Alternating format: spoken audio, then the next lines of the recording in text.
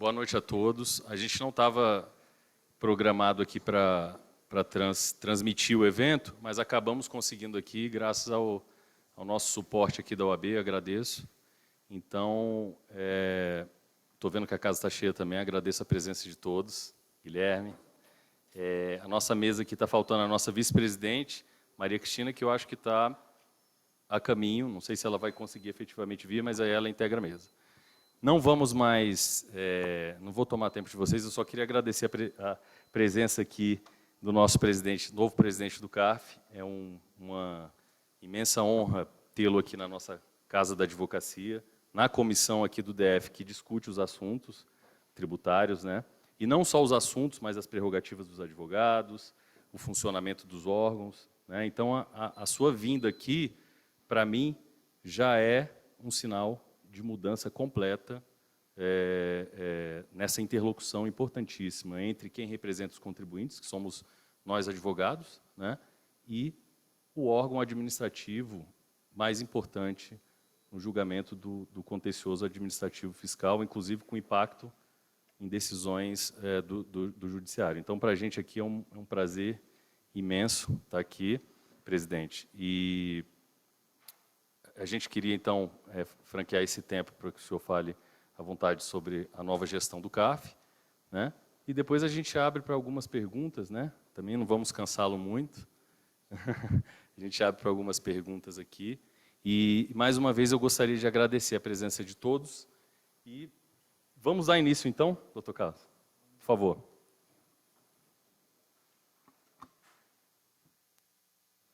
Bom, boa noite a todas, boa noite a todos. É um prazer estar aqui. Não posso dizer isso com muita tranquilidade, porque eu vejo rostos muito conhecidos, de profissionais por quem eu tenho um respeito muito grande e que fazem parte daquilo que eu mais gosto no colegiado, que é você, como conselheiro, estar exposto ao argumento contrário, se ver obrigado a enfrentar argumentos das partes. Todos que já tiveram a oportunidade de atuar no conselho sabem que depois de analisar um processo, depois de relatá-lo, depois de estudar e proferir seu voto, quando o advogado, seja o público ou o privado, faz a sua sustentação, dá um frio na barriga. Porque você que trabalhou com afinco, se vê muitas vezes exposto a argumentos, a questões fáticas que você não analisou. E isso gera uma insegurança muito grande. Então, justamente essa necessidade de fazer um trabalho de qualidade, de ter examinado aquele processo como se fosse o único processo que você relatou naquele mês, porque você sabe que o patrono vai fazer isso, e a partir dessa apresentação, dessa dialética e da discussão que surge no plenário, é o que deixa o CARF, pelo menos na minha visão, o melhor lugar para se trabalhar para quem gosta de viver o direito tributário. Eu sempre brinco que é uma aula de direito tributário vivo, né? Sem nenhuma falsa modéstia, eu acredito que até quando se considera os tribunais das mais altas cortes do Poder Judiciário, talvez seja no CARF onde se tenha uma discussão mais completa da questão que se está discutindo, talvez seja o CARF. Tá? Mais técnico, mais tempo, com maior análise da prova, com mais próximo da autuação em tempo. Tá? Então, eu acredito que o CARF tenha uma relevância muito grande. Hoje é um órgão que, apesar de ainda não estar na condição ideal, presta a sua tutela num prazo mais adequado, longe do ideal, como eu disse, mas segundo as projeções internas que nós temos, em 4 anos, considerando-se o que tem sido ocorrido, o CARF entra no fluxo perfeito, ou seja, ele tem a capacidade de julgar todos os processos que entram no mesmo mês. Tá? Então, ele entra no fluxo, ele não gera estoque. Entraram 1.000, saíram 1.000. Tá? O TCU falou que a gente ia demorar 77 anos. Tá? Vai demorar 6. Fruto da administração competente da doutora Adriana, da doutora Elaine e de toda a equipe nesses últimos anos. Então, eu tenho a felicidade de pegar um órgão muito bem gerido. Tenho dito isso em todas as oportunidades, porque é a expressão da verdade. Então, eu rendo minhas homenagens à gestão que me precedeu no CARF, porque isso é muito significante. Eu tenho, para mim, como meta de gestão, uma vez que o fluxo de trabalho se encontra muito bem gerido, eu tenho para mim como meta de gestão elevar ainda mais a qualidade dos julgamentos do colegiado. Na minha visão, isso vai se dar justamente pela atuação dos atores que compõem o colegiado. Como eu acabei de falar, a advocacia, assim como a procuradoria, tem uma função de extrema importância nesse processo. Eu disse que gera um frio na barriga para o conselheiro quando ele está exposto a uma sustentação oral. Eu disse que é dessa exposição que surge o debate e que esse debate se qualifica e qualifica os conselheiros. Dentro dessa lógica, dentro dessa premissa, quanto mais os conselheiros se esmerarem nos seus votos, mais os patronos vão se esmerar na sua sustentação. E a gente entra num fluxo virtuoso. Maior qualificação das defesas, maior qualificação dos conselheiros, maior experiência profissional, melhor o nível argumentativo, melhor a qualidade da análise da prova. O CARF, como todo tribunal administrativo, não é o local onde se discutem teses jurídicas. O CARF é o local onde o crédito constituído é analisado à exaustão perante um controle de legalidade. O Tribunal Administrativo, ele só tem sentido dentro do ordenamento pátrio como controle de legalidade do ato administrativo. O dever da administração pública de estar controlando os seus próprios atos.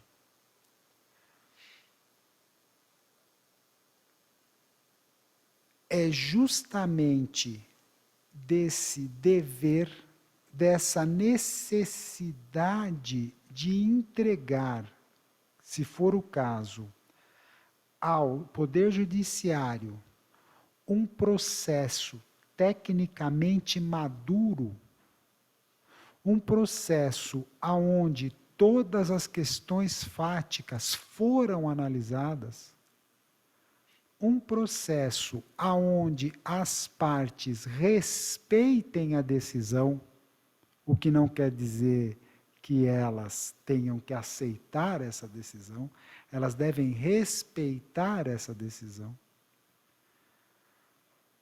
Eu tenho um reconhecimento do sistema, da sociedade, porque respeitaram a decisão, porque respeitou a decisão. E do sistema jurídico, porque quando eu entrego, por expressa previsão constitucional, a análise do judiciário uma questão, essa análise pode ser feita com absoluta tranquilidade pelo Poder Judiciário. Por quê? Porque aquele ato administrativo que constituiu o crédito tributário, ele já foi devidamente depurado. Ele já teve o crivo da sua legalidade.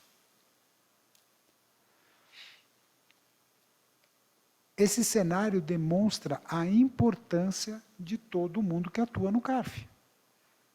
E aí você não tem, e efetivamente não tem, uma relação onde é mais importante a atuação do conselheiro do que a atuação do patrono, é mais importante a atuação de um conselheiro indicado pela fazenda ou indicado pelos contribuintes. Não. Se o processo está totalmente idealizado, alcançou o nível ideal de construção, eu já não tenho a menor diferença entre os atores. Os patronos, como eu disse, atuando com a maior expertise na defesa dos seus interesses, os conselheiros atuando com a maior expertise na análise das questões que foram postas. Eu não tenho dúvida que, dentro desse cenário ideal, o sistema jurídico se torna mais eficiente. Usando a minha experiência de auditor fiscal, que a gente chama de pasta, aquele que está na ponta, constituindo o crédito. Se eu verifico que a jurisprudência do CARF se torna majoritária num sentido, se eu verifico que essa jurisprudência majoritária ela é embasada em discussões que analisaram todas as questões de contorno principal relativa àquele crédito tributário, eu me sinto tendente a respeitar essa decisão. De novo, eu não preciso concordar com ela, eu preciso respeitar. Por quê? Porque, tecnicamente, ela foi tomada de acordo com a norma. Quando isso acontecer, se o lançamento tributário tiver em consonância com as decisões terminativas no processo administrativo, pelo menos, cada vez mais eu terei menos contencioso. Então, uma das formas que você tem de ter segurança jurídica é justamente quando você tem um alinhamento entre o início da constituição do crédito, que é o lançamento tributário, e o final da constituição do crédito, que é o trânsito em julgado no âmbito administrativo. Vejam vocês que eu estou no mundo ideal.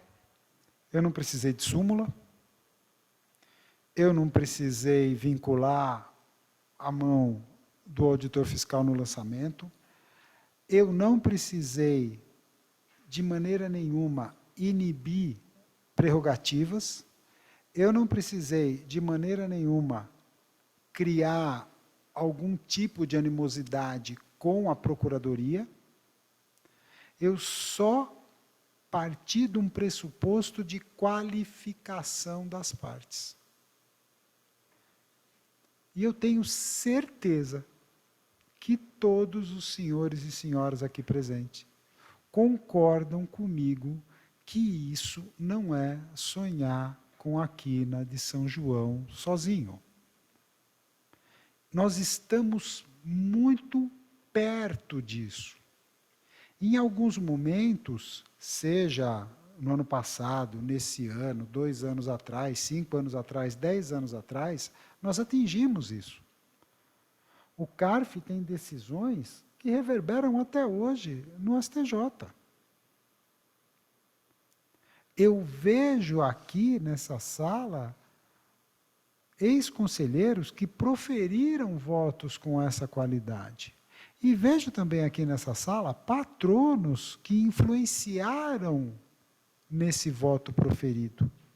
Influenciaram no sentido de levantar as questões que são relevantes para essa decisão. Muitas vezes, o CARF ficou longe desse ideal. Mas o fato de você ter exceções não significa que a regra não é aplicável. Ao contrário. Significa, sim, que você precisa perseguir aquilo que você entende como ideal. Como nós vamos atingir esse ideal é uma questão que nós vamos construir juntos.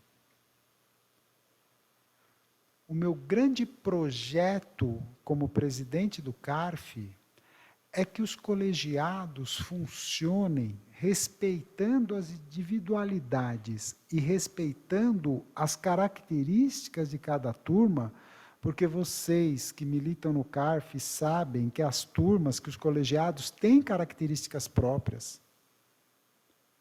Essas características não inibem a qualidade dos julgados. É que toda vez que você tem um grupo de pessoas trabalhando, esse grupo cria uma dinâmica própria e essa dinâmica acaba sendo o modelo daquele grupo, que pode não replicar na sala do lado. Depende da característica do presidente, depende da característica dos membros do colegiado. Só que, independentemente dessas características, o produto final entregue é ótimo.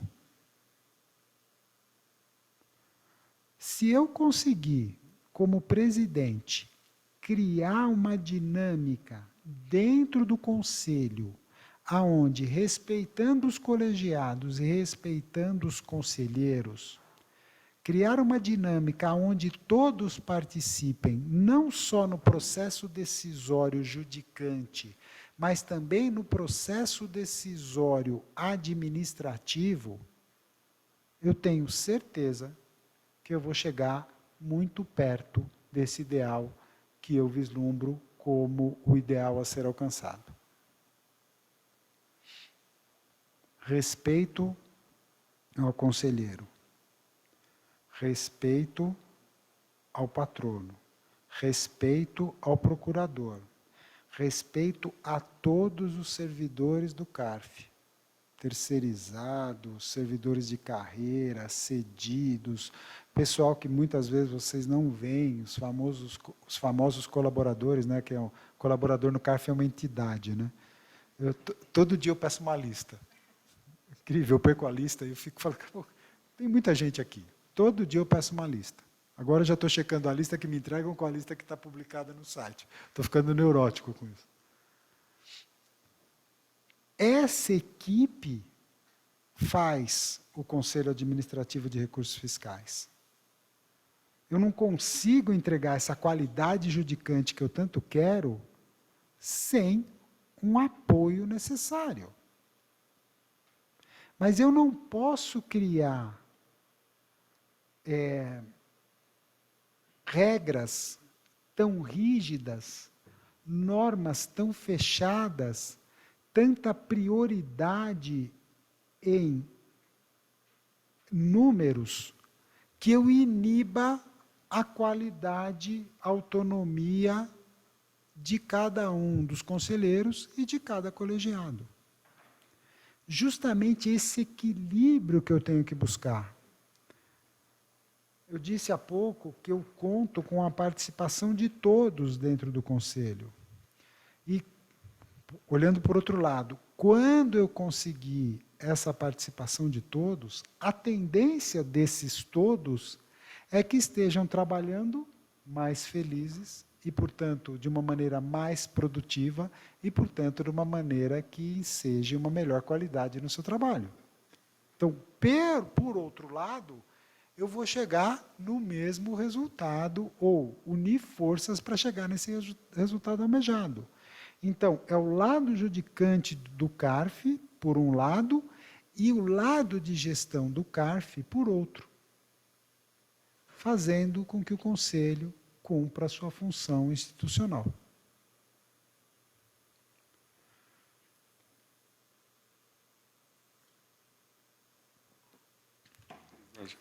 Deixa eu só interromper, eu queria chamar até aqui o Dr. Marcos Valadão para compor a mesa, que hoje, como advogado, né, foi ex-conselheiro, teve um trabalho muito importante. Por favor, doutor Marcos. E eu acabei o mencionando de maneira subjetiva, né? E já chegou alguém aqui que eu acabei de mencionar.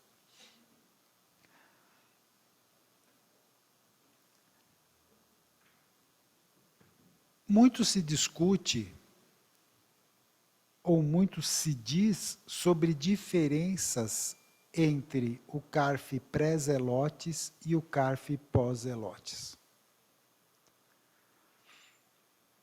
Eu almejo, sinceramente, que ainda ao final desse ano, isso tenha sido um momento pelo qual passamos, assim como a sociedade brasileira passou em outras situações por momentos muito parecidos, mas que ainda esse ano eu espero que seja, no máximo, uma questão para se recordar, para se lembrar, para que não se repita, mas que principalmente que se verifique que de uma situação adversa, nós que trabalhamos no CARF, trabalhamos pelo CARF, construímos o CARF, tenhamos orgulho de como saímos dessa situação adversa. Aquele famoso ponto de inflexão que faz a diferença na vida. Vai fazer a diferença na vida de um órgão praticamente centenário, assim como muitos pontos de inflexão farão diferença na vida dos senhores e das senhoras. É aprender e melhorar a partir de situações desfavoráveis. Se eu vou esquecer o pré-Zelotes, eu vou esquecer a origem do conselheiro. Uma vez nomeado, é conselheiro do CARF. A indicação só serve para ocupar determinados cargos segundo o regimento interno. Agora, a nomenclatura desse cargo, dentro do meu CARF ideal, se eu, como presidente, vou estar disponível para todas e para todos que precisem falar comigo, seja um servidor, seja um terceirizado, seja um patrono, seja um procurador, seja um conselheiro, e na construção do modelo todos vão ter voz, não importa se ele é presidente substituto, vice-presidente ou presidente, ou conselheiro. Eu sempre digo e disse hoje em 2 reuniões que eu fiz com a equipe, que desde a primeira vez que eu pisei numa obra, uma coisa que eu aprendi com o meu avô, e eu usei e uso muito, é que ninguém sabe fazer melhor do que aquele que faz. A primeira vez que eu cheguei numa obra, eu não fui teimar com o ferreiro como que dobrava o ferro. Porque eu nunca dobrei ferro. Nunca fui discutir com o carpinteiro como que bate o prego. Porque eu nunca bati prego. Eu não vou discutir com o conselheiro como ele faz. Porque é ele que faz. Ao contrário, eu vou pegar a experiência dele, a visão crítica dele, a análise que ele tem da situação hoje, para melhorar o processo.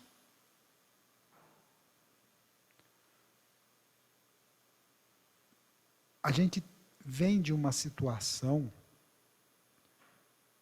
independente da vontade do conselho, que eu gerei um estoque maior do que a saída nos últimos, vamos considerar 12 meses. Vou considerar que todos os processos que saíram de pauta, mais os processos não julgados, isso é uma mera retórica, equivalem a 12 meses de julgamento. O CARF já tinha uma carga de trabalho muito grande. Os conselheiros têm um volume de trabalho bem significativo. Não dá, com certeza absoluta, nem eu, que tenho uma certa expertise num tributo específico, né? Eu sou pianista de uma nota só, não conseguia, depois de 10 anos, 15 anos trabalhando o mesmo tributo, não trabalhar todos os dias. Tinha jeito, impossível.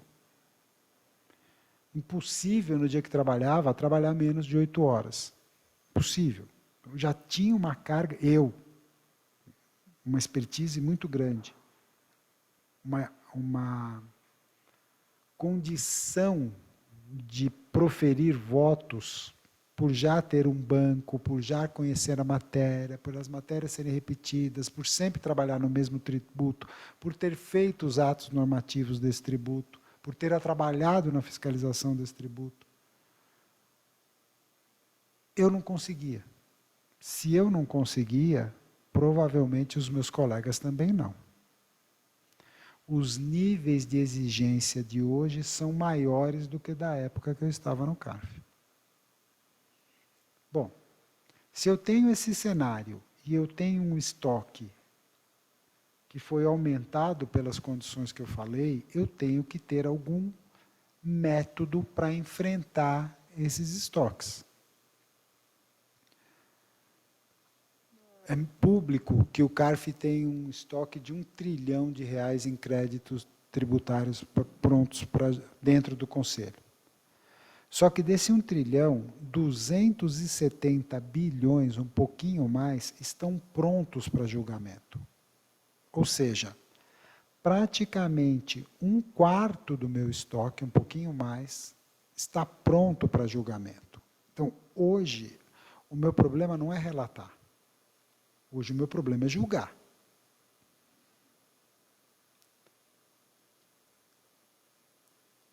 Se eu simplesmente tiver, mesmo com o poder da caneta do ministro, dobrar as sessões de julgamento, eu vou até dar vazão nesse estoque formado. Só que se eu estou julgando, eu não estou relatando. Não é muito inteligente, porque eu vou estar resolvendo um problema hoje e criando outro para amanhã. Mas eu tenho que dar uma resposta para a sociedade o mais célere possível. Então, o meu grande dilema é como aumentar a minha capacidade de julgar sem prejudicar de maneira significativa a minha capacidade de relatar. O regimento do CARF diz que você pode ter no máximo 10 sessões de julgamento. Então, 5 dias de julgamento por mês. O que vinha sendo feito até agora é que as sessões extraordinárias, esses 2 dias a mais, eles eram colados na sessão de julgamento ordinária.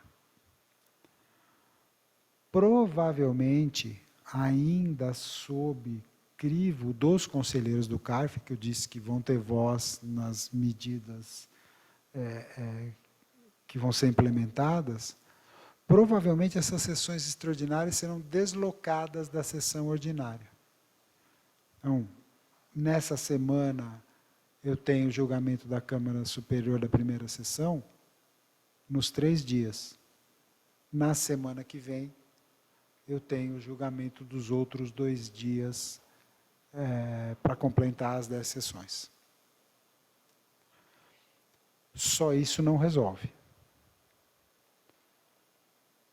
A gente está pensando em como, respeitando a saúde física e mental dos conselheiros, respeitando o direito à ampla defesa das partes, como criar um meio que se torne mais eficiente na sessão de julgamento, para que eu possa ter maior celeridade nas decisões e, portanto, aumentar a vazão de processos julgados.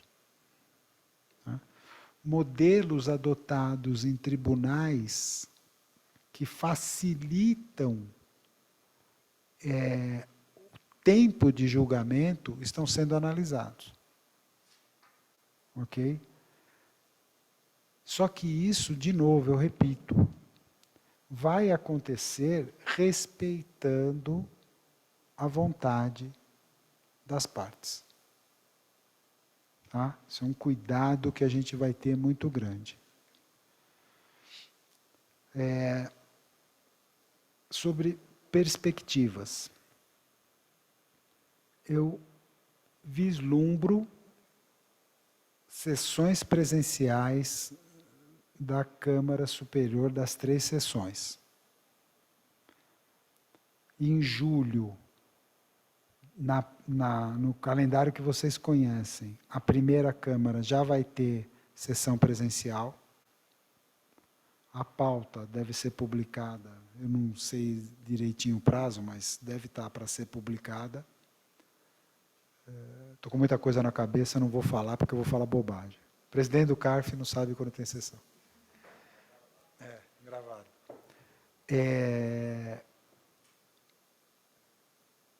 Sessões em julho, nos 3 dias, terça, quarta e quinta. A segunda sessão e a terceira sessão, eu não sei se eu vou conseguir fazer em julho. Isso depende dos rumos do movimento. Ok? Eu tenho uma aspiração, tenho internamente uma convicção que se resolve nos próximos dias essa questão. Não sei se os próximos dias é essa semana ou é a próxima. Mas se adentrar muito no mês de julho, se adentrar na primeira dezena do mês de julho, eu acredito que não dê tempo para seguir os prazos processuais para as outras sessões. E aí elas seriam a partir de agosto. Tá? Dentro desse modelo, sessões presenciais dentro do calendário tradicional, terça, quarta e quinta. Sessões extraordinárias nas semanas seguintes, provavelmente nas segundas e nas sextas.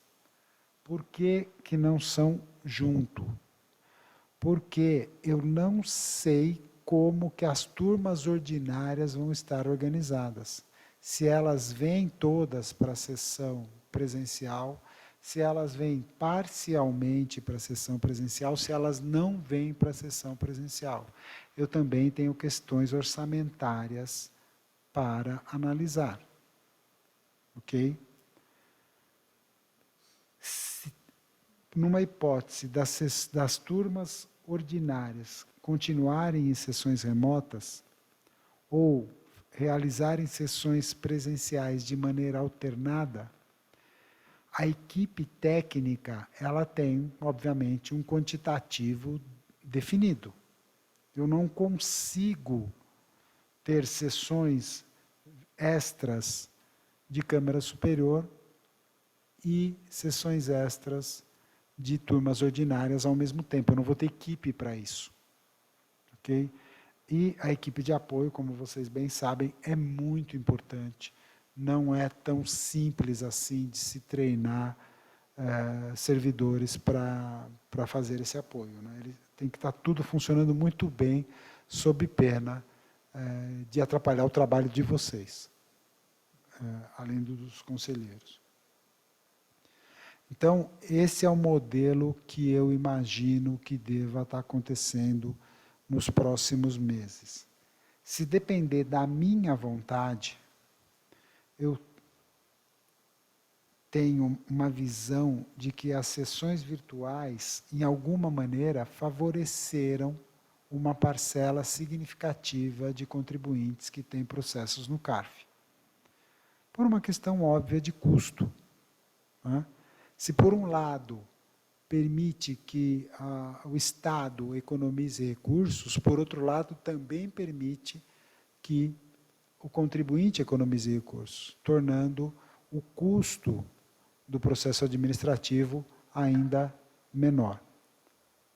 Mas, alguns casos mais representativos, ou que na avaliação de vocês seja mais importante ser julgado presencialmente, eu acho que é muito relevante ter essa possibilidade. Então, talvez sessões alternadas entre presenciais e virtuais seja a melhor solução. Permite uma melhor distribuição dos processos, permite que os conselheiros também se desloquem menos e, portanto, cansem menos, e principalmente que os senhores e senhoras tenham condição de entregar o melhor para o seu cliente de acordo com o porte do cliente, do porte do processo, a questão que esteja se discutindo. Eu acho que, assim, dentro desse processo de qualificação da nossa atividade, uma questão muito significativa para mim é o direito da parte em despachar com o conselheiro. Para mim, para o Carlos Henrique, é sempre um aprendizado muito relevante. Eu sempre falo para os meus alunos que eu não aprendo com a minha opinião. Essa eu já sei, já fundamentei, já estudei. Um processo do estudioso do direito é mais importante o argumento contrário do que o seu próprio argumento. Para um conselheiro, as suas razões de decidir, elas estão sempre sob o crivo do argumento contrário que é apresentado no caso concreto. Mas, como diria Paulo de Barros, é isso que infirma, afirma ou confirma as suas razões de decidir.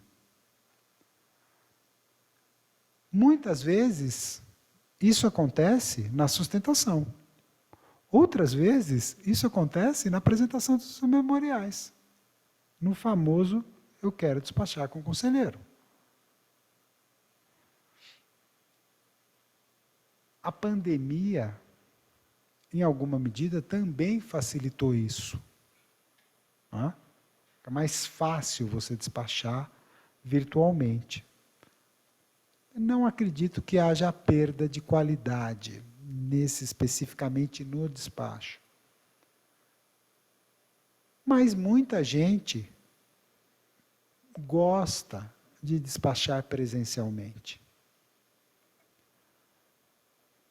respeitando os deveres de transparência, os interesses republicanos, o dever que nós temos, até em razão do passado não tão recente que ocorreu, de demonstrar a lisura dos nossos procedimentos.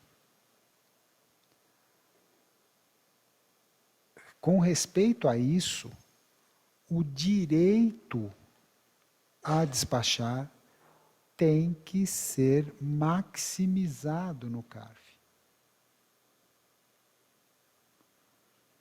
A parte escolhe com quem quer despachar. Todos os senhores conhecem como eu voto, conheciam como o Dr. Valadão vota. Adianta você despachar com ele um assunto que você sabe que não é assim que ele pensa? Talvez não é mais importante despachar com outro conselheiro aonde os seus argumentos podem ter uma maior receptividade no sentido de fazer com que ele reflita? Essa escolha é do Dr. Valadão ou é do outro conselheiro? Ou é da parte? Ou é daquele que está patrocinando uma causa e, dentre diversos argumentos possíveis, elenca os argumentos que ele vai usar na sua defesa? Qual é a diferença entre o direito que a parte tem de elencar os argumentos que vai usar em sua defesa do direito que a parte tem para quem apresentar aqueles argumentos? Isso, na minha visão, e eu acho que a maioria dos senhores e das senhoras concordam, não ofende nenhum dever de transparência, de compliance, de uma visão republicana, da lisura do processo. Então, eu vou agir muito fortemente no que for necessário para cada vez mais deixar a casa aberta àqueles que são partícipes do processo decisório. Eu acho importante colocar isso. A quando? Respeitando os normativos, os tempos de maturação, respeitando o tempo dos conselheiros. Mudanças assodadas normalmente tendem a não ser as melhores. Mudanças paulatinas tendem a ser crescentes e mais adequadas para o objetivo que se pretende.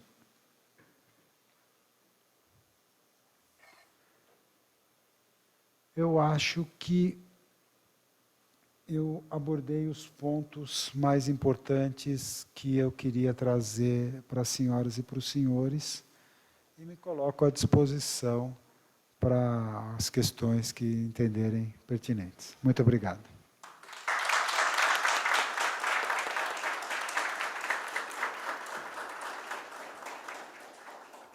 Presidente, foi excelente.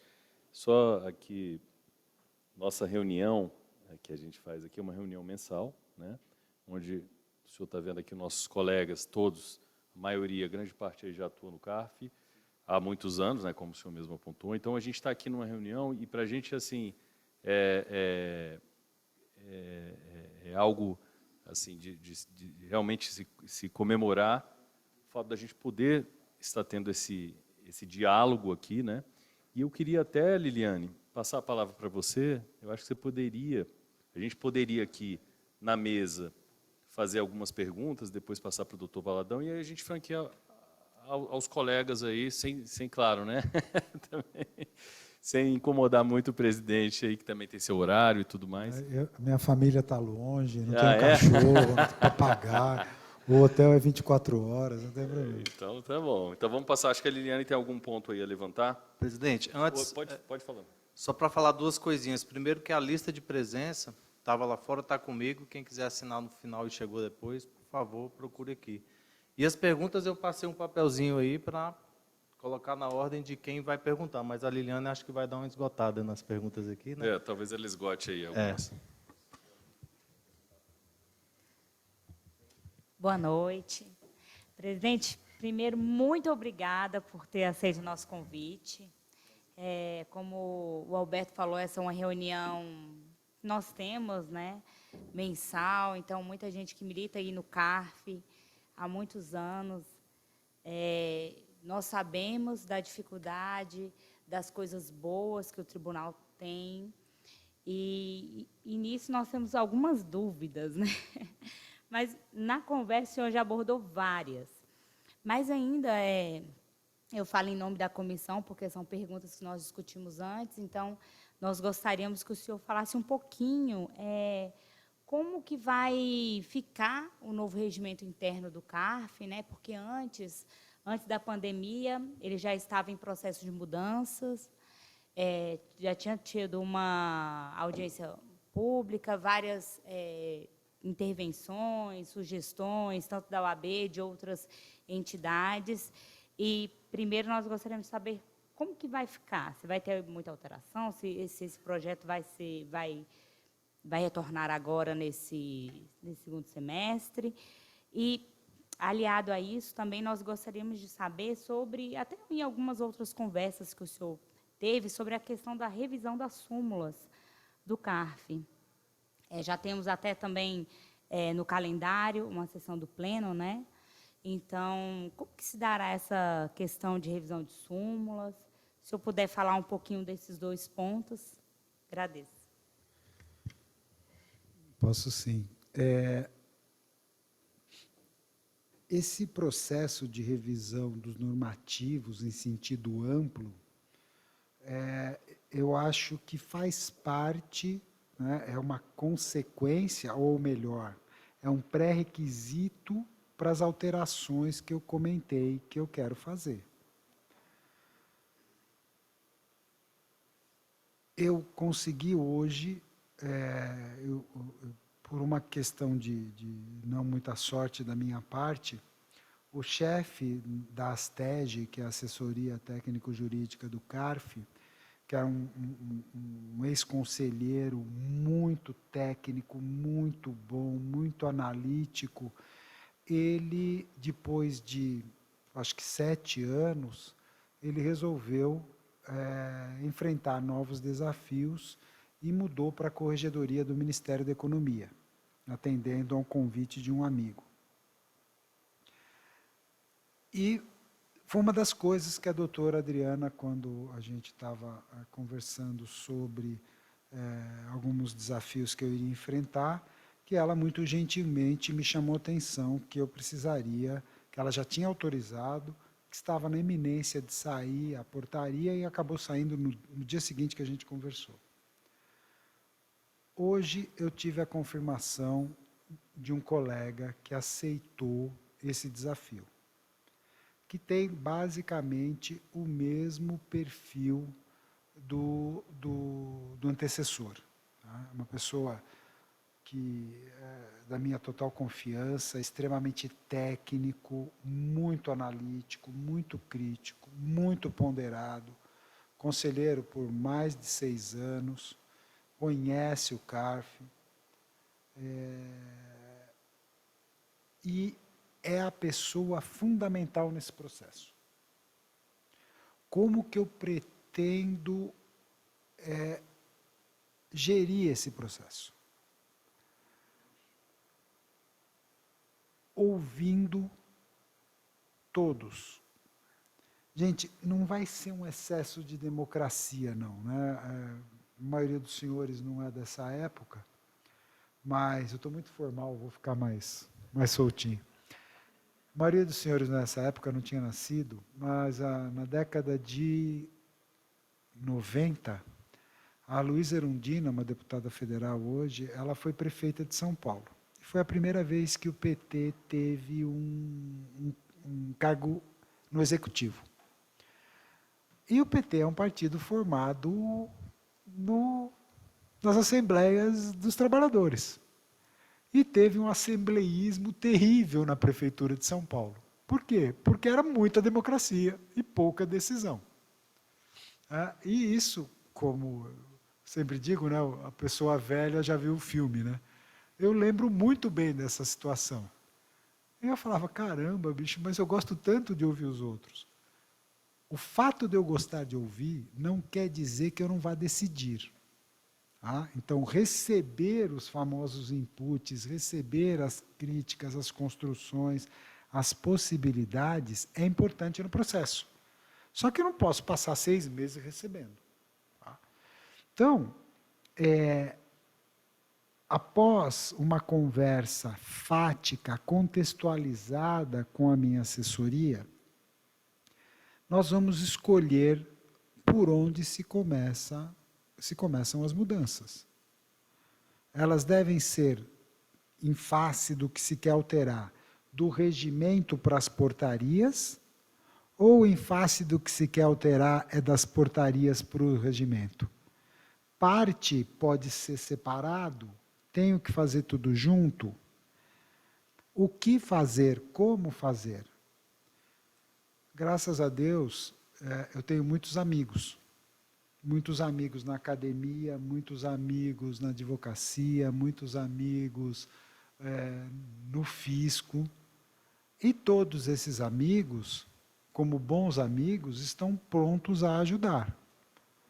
Então, a academia, a Escola de Direito da Faculdade de Getúlio Vargas, o IBDT da USP, os colegas da USP, do INSPER, da PUC, espero receber das outras universidades, o ERJ, o UNB, o FMG, de todos, colaboração naquilo que identificam como processos a serem melhorados. Se há contribuições para o regimento, vamos analisá-las. Quais dentro da contribuição macro que foi feita se adequa ao espírito daquilo que eu imagino como ideal para o Conselho? E está pronto. O famoso Ctrl+C, Ctrl+V. Não preciso inventar a roda. O que eu preciso é ter um regimento orgânico, um regimento perene, um regimento que dê autonomia. Isso é uma coisa que eu acho muito relevante. Eu entendo que o presidente do colegiado, ele tem um dever, ele tem uma responsabilidade muito grande sobre os ombros. Como consequência, ele tem o direito de poder tomar decisões. Então, um regimento que dê mais autonomia para os presidentes, tudo isso dentro de padrões de compliance, de controle, mas que ele tenha autonomia para imprimir o melhor para aquele colegiado, que, como eu disse no começo da conversa, é diferente do outro. Eu vou estar presidindo as 3 câmaras superiores. Eu tenho certeza que vai ser diferente, mesmo sob a minha presidência. Por quê? Porque as pessoas são diferentes. O ritmo talvez seja o meu. Como que esse ritmo vai se desenvolver, não é o meu. É de quem faz parte do colegiado. Então, o presidente ter autonomia, e eu vou dar um exemplo muito simples. Como compõe a pauta? Quando eu era presidente, muitos de vocês lembram, o meu primeiro dia era o inferno na terra. Eu entupia todos os problemas no primeiro dia. Meu último dia, 4 horas, era todo mundo no aeroporto. Por quê? Porque eu tenho uma coisa de engenheiro. Eu faço o primeiro, o difícil, porque eu estou descansado. Quando eu vou ficando cansado, o trabalho vai ficando mais fácil, até chegar no fim, com tudo pronto. Mesmo depois de um movimento que teve na época, Enquanto eu fui presidente da primeira turma da segunda Câmara, não teve sessão extra, nenhuma, mesmo com o movimento. Por quê? Porque o colegiado estava acostumado com esse ritmo. Outros colegiados, não. Outros colegiados ficaram grande período com sessões extraordinárias. Por quê?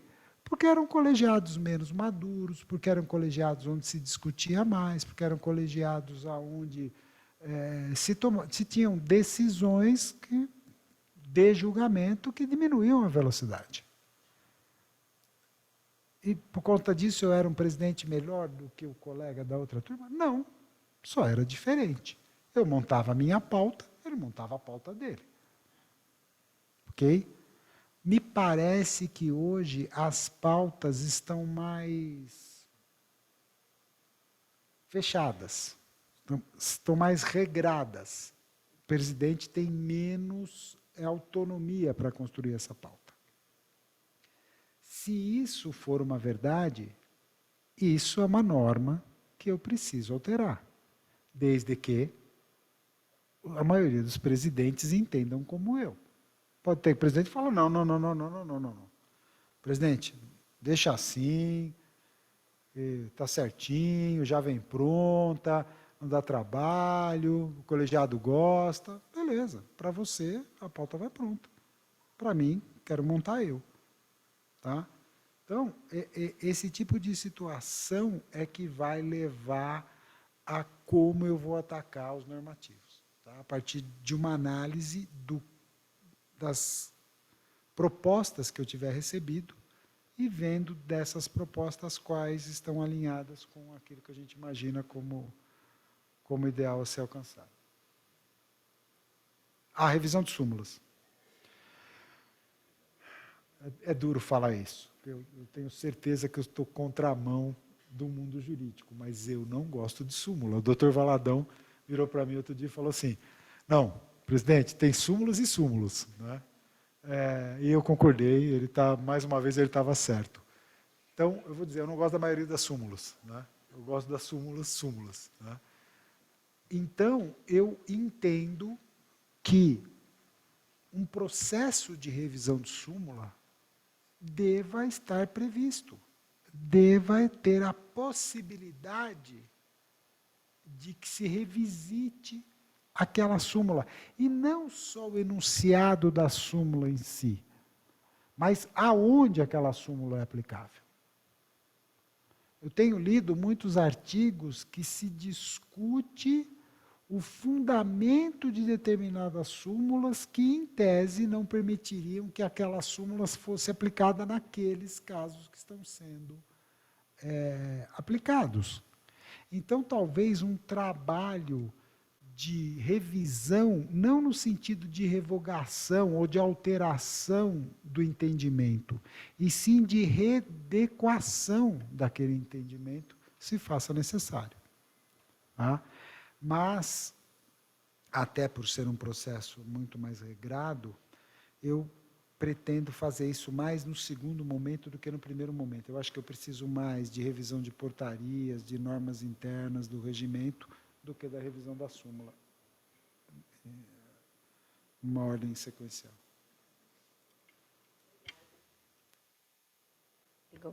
Obrigada, presidente. A última pergunta que está aqui no meu radar, aí depois eu abro para as outras. Sobre a sessão, presidente, que perguntaram bastante também, sobre a sessão de julgamento em São Paulo. Se o senhor pode falar um pouquinho para a gente.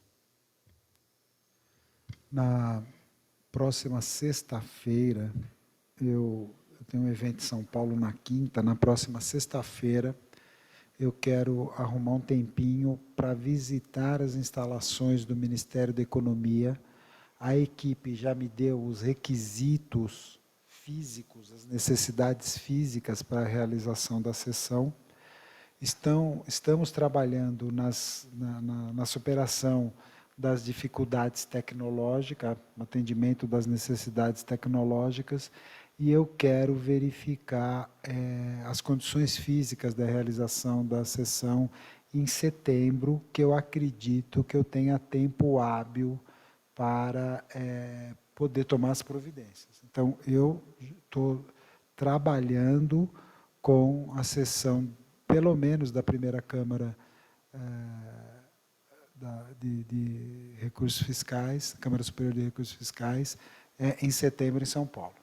A partir dessa experiência, eu acho que a gente pode começar a analisar a realização de outras, né, verificar a efetiva vantagem, né, de se realizar, e a partir daí eu acho que criando essa expertise a gente consegue, viabilizando de uma maneira que leve em conta a economicidade da alteração para outras cidades.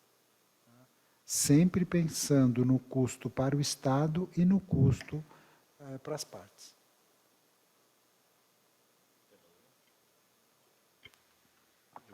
Vou abrir aqui a palavra para os membros aí da mesa.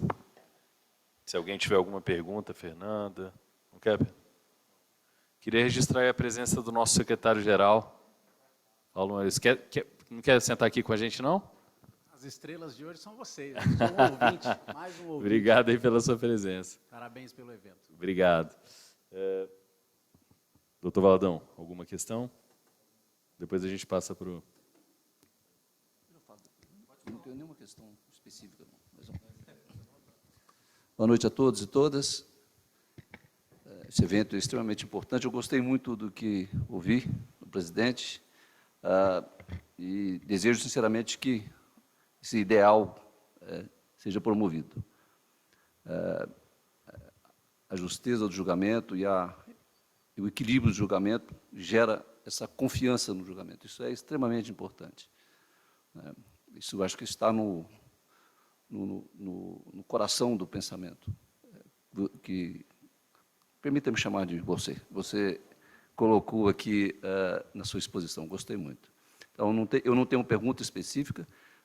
A sua exposição foi muito detalhada. Então, a gente estava com as perguntas. Você foi, ao longo da exposição, foi respondendo todas. Então, eu não tenho nenhuma pergunta. Eu só gostaria de enfatizar um ponto, e acho que tem até alguns estudos sendo desenvolvidos em torno disso, que é a repercussão da jurisprudência do CARF, por conta justamente da análise fática ser extremamente técnica, com todo respeito ao judiciário, mas é questão mesmo de expertise, né?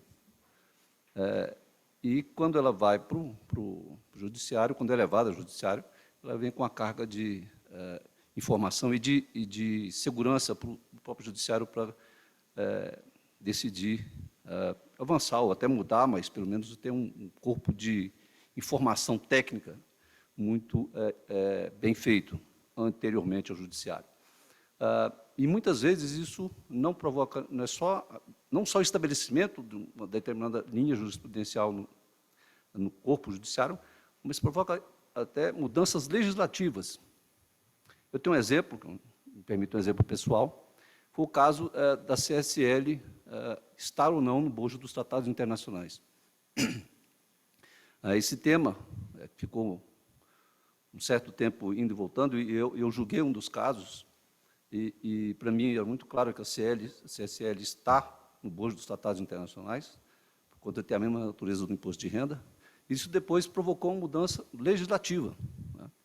Então, a importância do julgado do CARF, dos julgados do CARF na formação da jurisprudência dos tribunais superiores e do avanço, da mudança, do aperfeiçoamento da legislação é extremamente importante. Isso só se faz, efetivamente, se o que o presidente colocou, efetivamente, também for feito, ou seja, o julgamento feito de forma séria, de forma técnica e que gera um respeito da sociedade e dos juristas e de todos que pensam em direito tributário.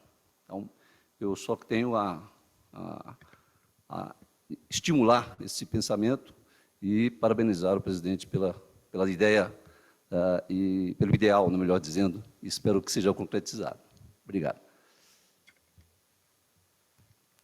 Presidente, até queria aproveitar aqui a sua fala, Valadão, para convidar a todos. Nós vamos fazer, o senhor também já foi convidado, mas tem aquele compromisso com a sua filha no exterior, né? Mas eu ainda estou com a esperança da sua participação, nem que seja via remota. Depois a gente vai falar sobre isso. Mas dia 21 e 22 de setembro, a gente vai fazer vai retomar o Congresso de Direito Tributário da OAB-DF, que sempre teve a tradição de trazer conselheiros do CARF, né, também do TAF, aqui do Tribunal Administrativo, e membros do Judiciário aqui, pela nossa, né, localização aqui dos tribunais superiores. E a ideia é a gente falar justamente, Valadão, do novo processo, né, dessas discussões que estão acontecendo, do novo processo tributário, né? E aí o que a gente está pensando e queremos fazer é justamente um diálogo entre os conselheiros, os membros do TAF e das altas cortes do Judiciário e do nosso TRF aqui e do Tribunal de Justiça. A ideia é justamente essa. A ideia é, talvez, imagino eu que pela primeira vez, eu pelo menos nunca participei de um evento assim, nunca tinha visto, colocar na mesma mesa conselheiros do CAF, ministros do STJ, do Supremo, desembargadores, para que a gente possa discutir justamente essa legitimidade na formação da tomada de decisão, que começa no âmbito administrativo, como a gente sabe, você mencionou no direito tributário, em muitas das situações, pelo menos as mais importantes, e com isso a gente trazer esse debate e unir mais, vamos dizer assim, essas duas esferas que parecem às vezes não conversar muito, né? Apesar de serem tão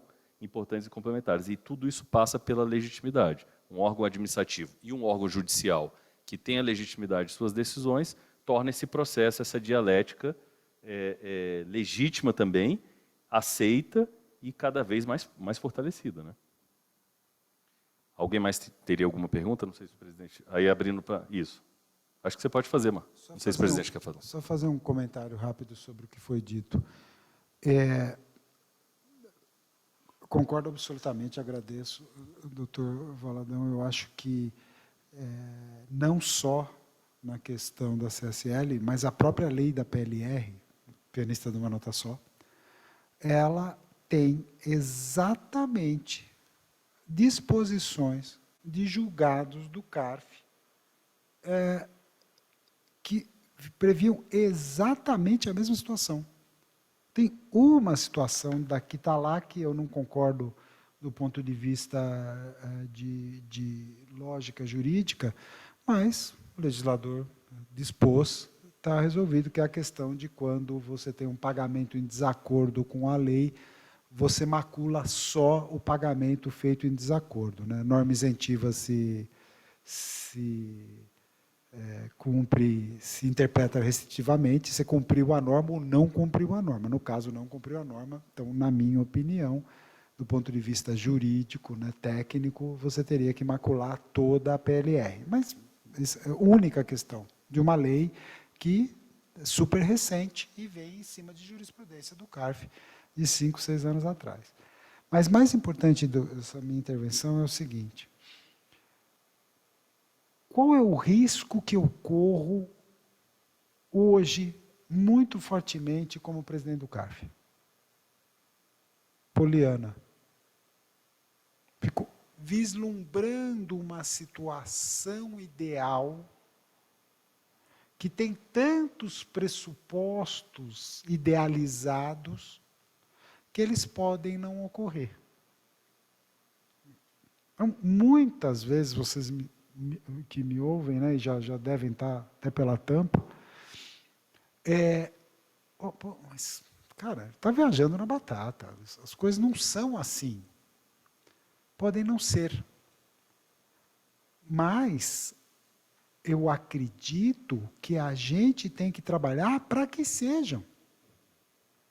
Se eu almejar uma situação ideal e não alcançar, eu vou chegar mais perto do que idealizar uma questão, uma situação meia calabresa, meia mussarela, e chegar. Não é? Eu acho que a gente tem que buscar sempre a situação mais próxima daquele ideal. E eu ver, assim, não é fácil? Não é fácil. Mas eu acho que a gente tem que buscar, porque aquela história, né? Sonho que se sonha junto se transforma em realidade, né? Então, eu acho que se todos nós, que somos partícipes do Conselho, estivermos dentro dessa mesma proposta, a gente pode chegar muito longe. Eu acho que isso é muito importante. Então, a sua fala, e toda vez que alguém me faz um elogio nesse sentido, o que vem na minha cabeça só que tem que sair do papel, ou tem que sair da cabeça. Esse discurso ele tem que ser implementado em algum momento. E passa justamente por essas decisões que eu tenho que tomar nos próximos meses, né? Elas são importantes, né? Porque elas têm uma chance maior de concretizar, né? de dar concretude a essa pavimentação que a gente tem que fazer.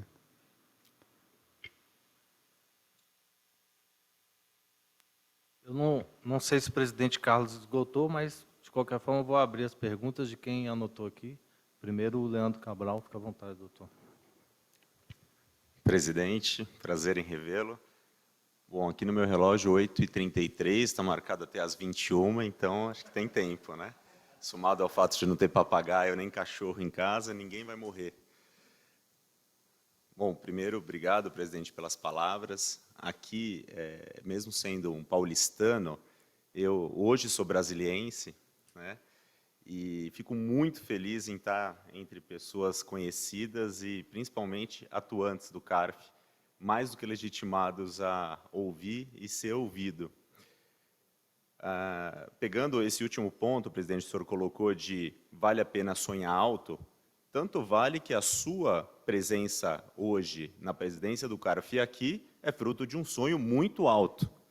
Confesso que era um sonho bastante alto, e hoje é realidade. Ter o professor Valadão, porque hoje o que temos aqui na mesa não são 2 conselheiros, são 2 professores, mostra que a academia está alcançando o seu lugar no Poder Executivo, nos órgãos judicantes. E hoje, quantos professores, quantos conselheiros saem professores e se tornam professores, né, dentro do CARF? Então, acho que vale a pena, sim, sonhar alto. O meu ponto, presidente, é que o desafio...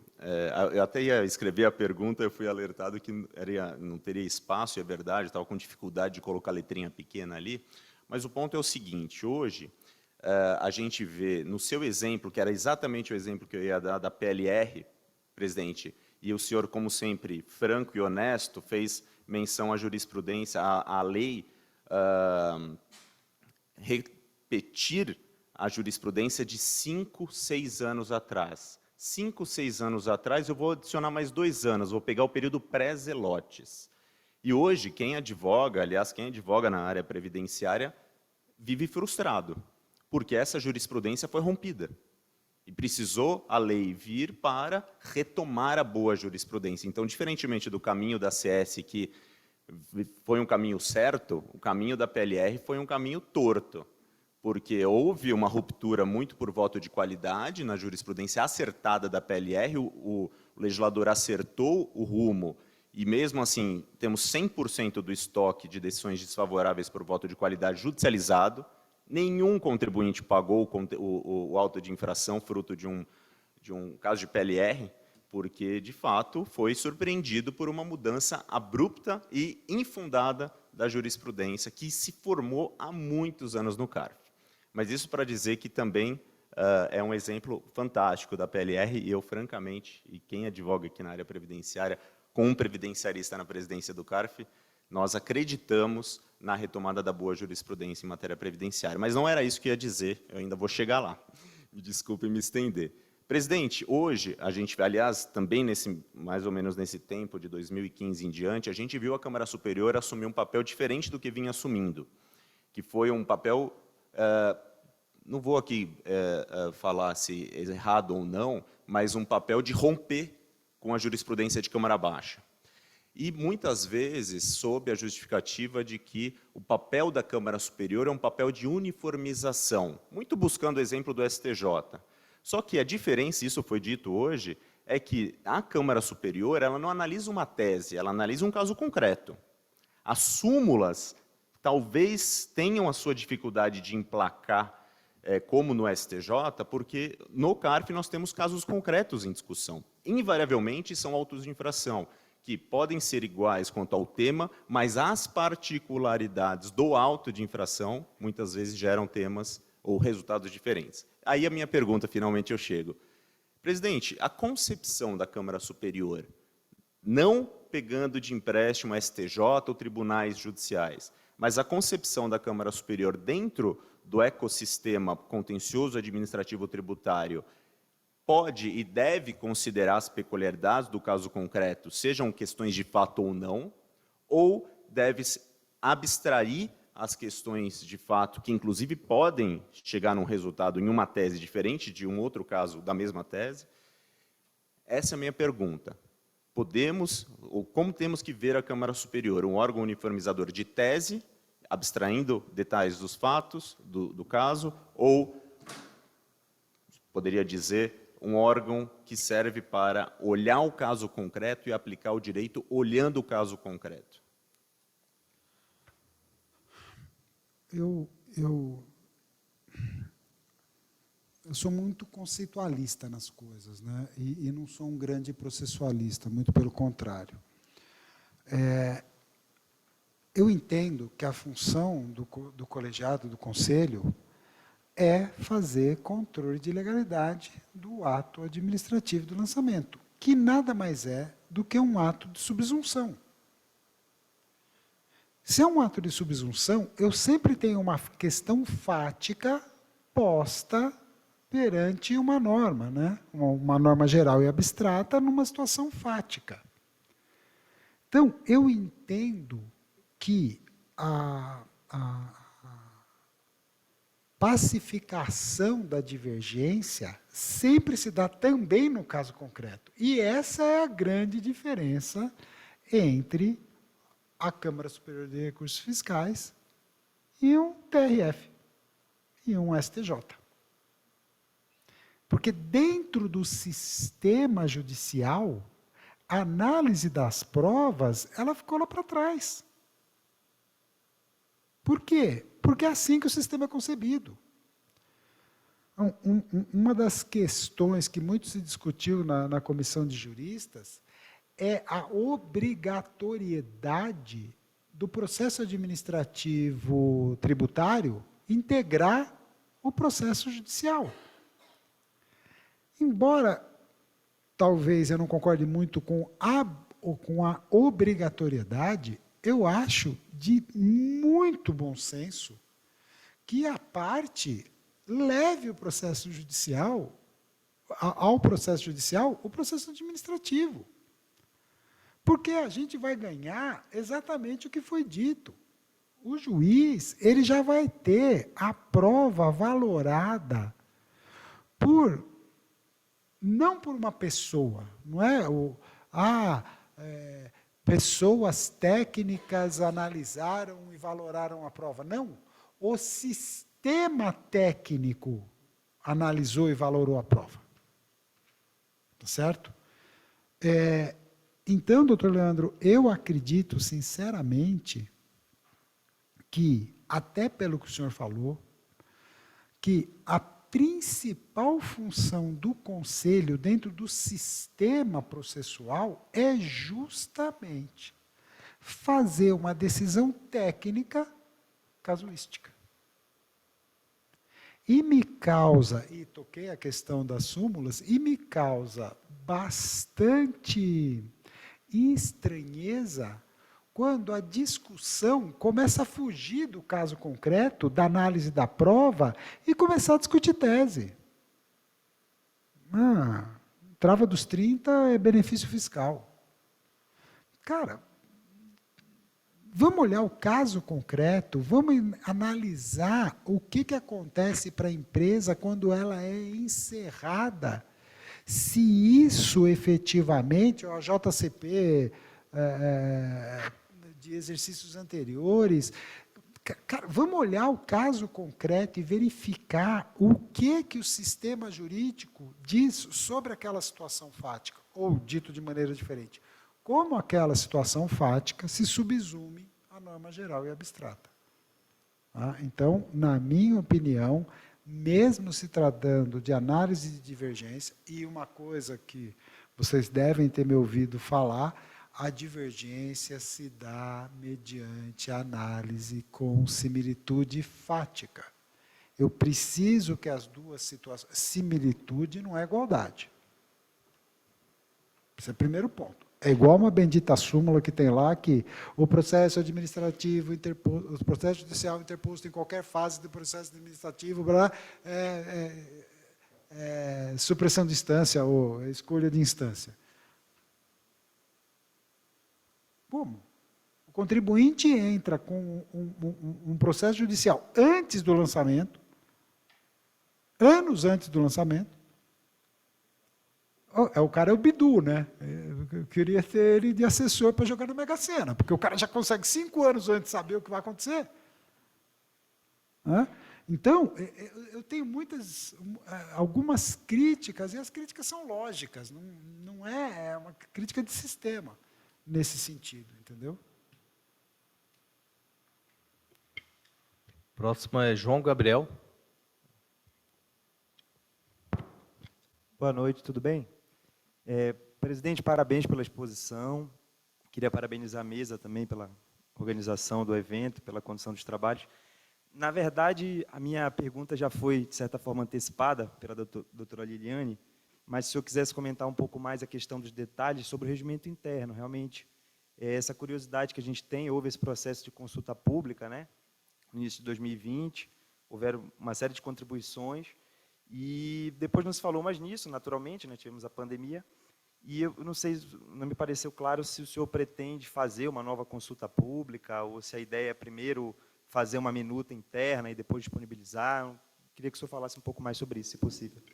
Doutor João, esse caso é um caso, essas alterações do normativo é um caso do ótimo ser inimigo do bom. Tá? Eu acredito que as mudanças que eu quero fazer nos ritos do CARF, elas contrariem ou podem parecer que contrariam normativos vigentes.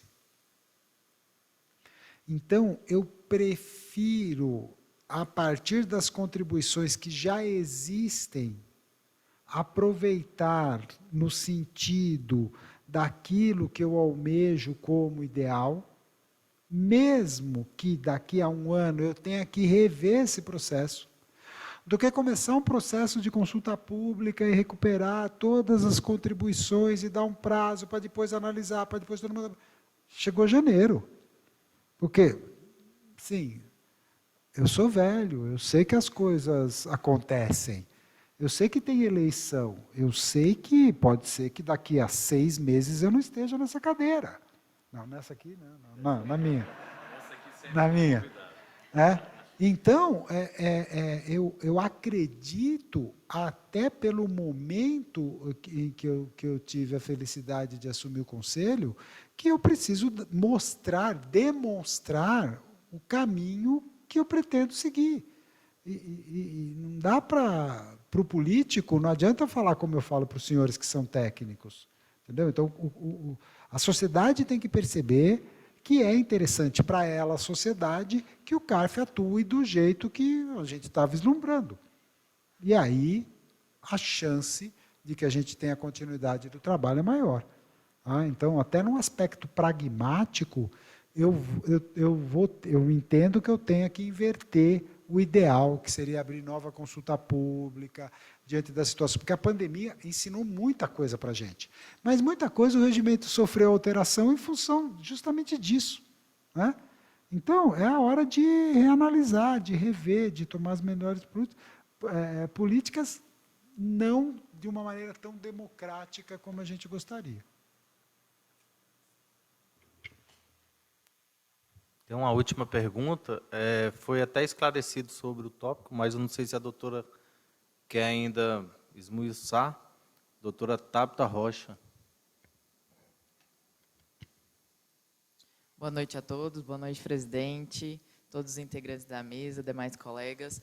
Já foi totalmente esclarecida, mas aí eu queria aproveitar o momento teve um outro evento que o senhor participou, presidente, da OAB também, e aí o senhor disse sobre uma questão, pode me corrigir se eu estiver equivocada, da repercussão geral, que talvez teria uma análise prévia desses recursos que já foram analisados ali, decididos em última instância pelo Supremo e também pelo STJ, ou em sede repetitivo ou em sede de repercussão geral.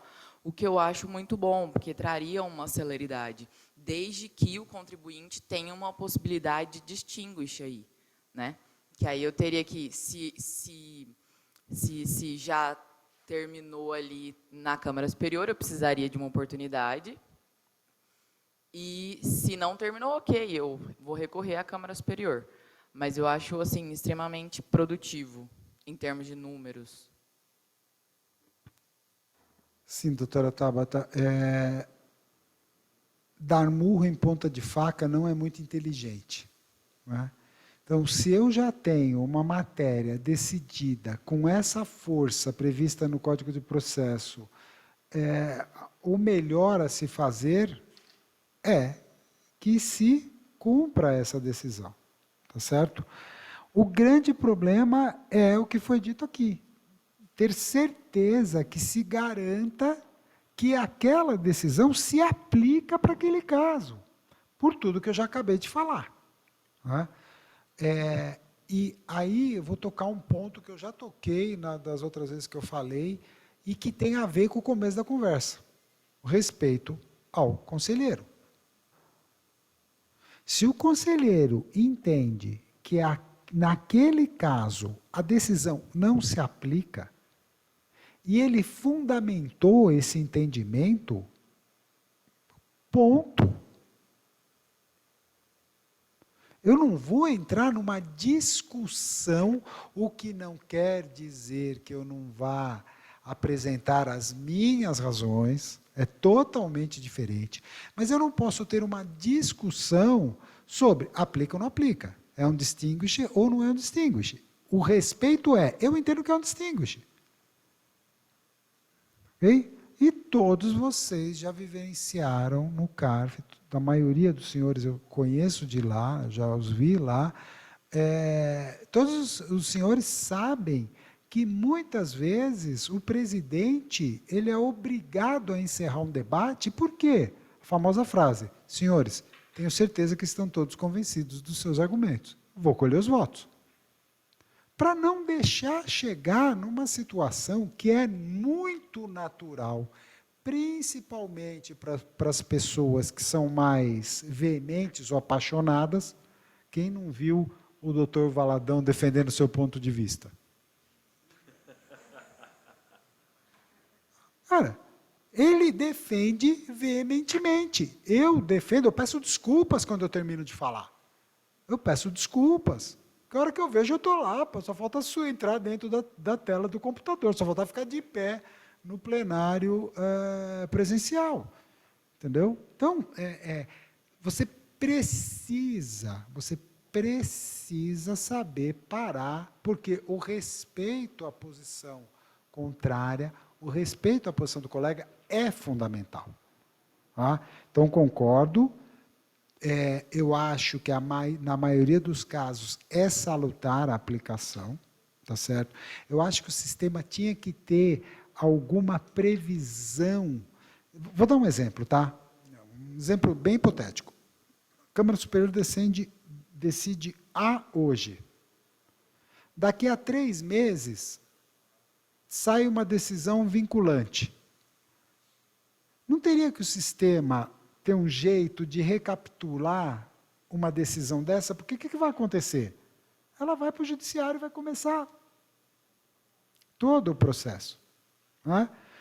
Então, não dá mais no colegiado, não tem problema. Por que a unidade não cumpre na revisão de ofício? Entendeu? Que ferramenta o processo pode dar para isso? Porque muitas vezes até a unidade quer cumprir, mas já mandou embora, já inscreveu, já sabe. Então, a gente tinha que pensar nisso. Eu até vou ter uma reunião da comissão de juristas, vou até relevar para discussão isso de alguma forma, dentro do processo. Eu acho que a Fernanda tem mais a última pergunta, né, Fernanda?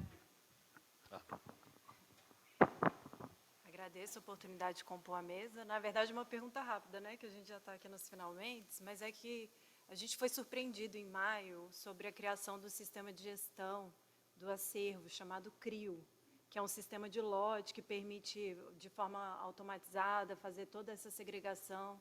E eu gostaria de saber, porque pegando até um pouco do gancho, que a gente não teria um instrumento, né? Se fosse, na verdade, se um processo nosso fosse para um lote equivocado e etc., a gente não teria como, hoje, nenhuma medida que a gente pudesse tomar a respeito disso. Então, trazendo um pouco essa discussão, não sei se já entrou em vigor, porque foi em maio, na outra gestão, né, que eles soltaram essa nova sistemática. Doutora Fernanda, ser bem sincero, estou fazendo cara de... Por que eu não pensei nisso antes, né? Porque eu não pensei nisso antes. O sistema CRIO, ele tem se mostrado, pelo menos como me foi passado, como um instrumento muito eficiente de gestão. Tá? Ele me pareceu uma grande ferramenta dentro desse processo de melhorar a gestão dos processos do CARF. Tá? Caso os parâmetros de formação dos lotes, eles estão... pode ser que eu esteja cometendo uma falha de compreensão, mas que eu me lembre, apesar do CRIO... Não. O que alimenta o CRIO é uma análise a partir dos especialistas que montam o lote.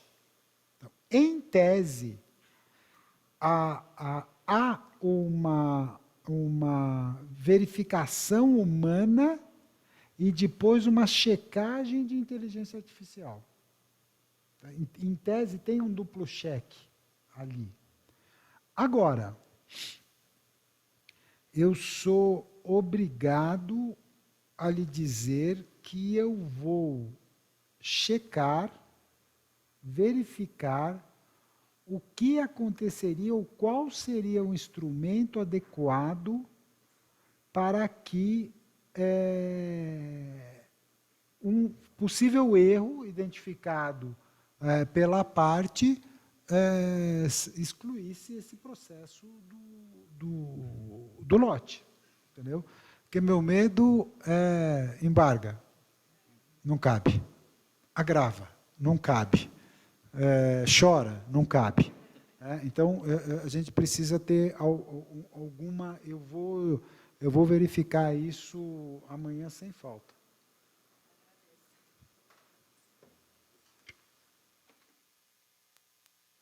Alguém mais tem alguma colocação, Liliane? Tenho a última pergunta que chegou aqui, de última hora.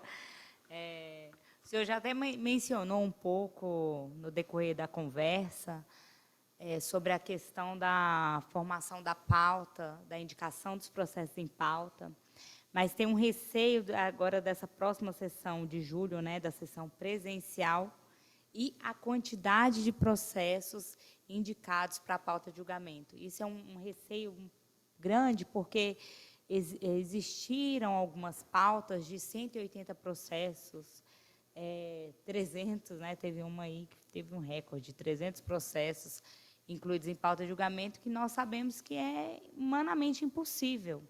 Isso. Então, se o senhor puder falar um pouquinho sobre se tem uma quantidade exata, se não tem, da formação dessa pauta, precisamente de julho, presencial. Essa descortesia para não esquecer de amanhã olhar a questão do CRIO.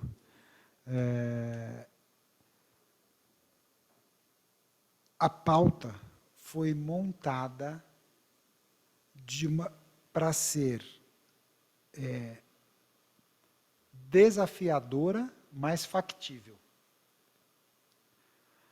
Ela foi montada com as prioridades que o regimento prevê, dentro de processos mais antigos que foram retirados de pauta a pedido da parte, mas, e não, obviamente não cabia a todos, mas processos que já tinham saído pela segunda ou terceira vez da última sessão, já era a terceira vez que o processo tinha saído de pauta, e eu não vou falar quantidade, porque eu tenho medo de falar bobagem, mas é um número totalmente factível.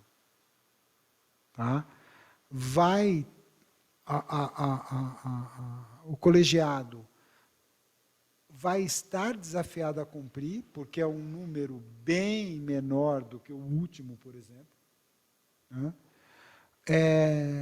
Mas o colegiado vai ter que estar bem ciente, eu vou tomar todas as precauções e cautelas no sentido que o colegiado saiba que discussões muito alongadas sobre determinadas questões vão impedir que a gente atinja o cumprimento da pauta na sua totalidade. Então, dessa vez, eu vou ser um pouquinho mais Carlos Henrique e menos presidente. Entendeu? Dessa vez, eu vou ser mais... vou interromper discussões que estejam se prolongando, embora sejam interessantes, mas eu vou ter que ser mais pragmático. Tá bom, acho que o adiantado da hora, né? Nós, advogados, somos insistentes, se deixar, daqui a pouco surge uma outra pergunta e uma outra, né? Mas, presidente, a gente gostaria de entregar aqui um certificado pela sua palestra aqui, dizer que foi um prazer, né? Estou aqui falando em nome de todos os membros aqui da comissão, não só de quem está nessa mesa aqui, eu só estou como presidente. Nós desejamos ao senhor a maior sorte do mundo na condução desses grandes desafios que a gente falou aqui, né? Falou de alguns deles, tem outros, né? E, como eu falei naquela nossa primeira reunião, nós estamos colocando a OAB-DF totalmente à disposição para ajudar. Então, se o senhor tiver qualquer tipo de demanda que precise de mais braço, de pesquisa, assuntos que estão indo muito para o judiciário e não deveriam ir, o que a OAB pode fazer para ajudar, nós estamos aqui à disposição. Olha o tanto de braço que tem aqui em mente, né? E que conhecem o CAF, participam e querem melhorar o CAF também. Então, fique muito à vontade para contar com a nossa colaboração e nós gostaríamos de agradecer mais uma vez e né, pela sua noite aí gasta conosco e dizer que essa cadeira aqui, independentemente, o senhor é um acadêmico, estará sempre o convite aqui a sentar essa cadeira e falar sobre esses temas, estará sempre sendo renovado, tá? Então, muito obrigado e obrigado a todos aí, boa noite.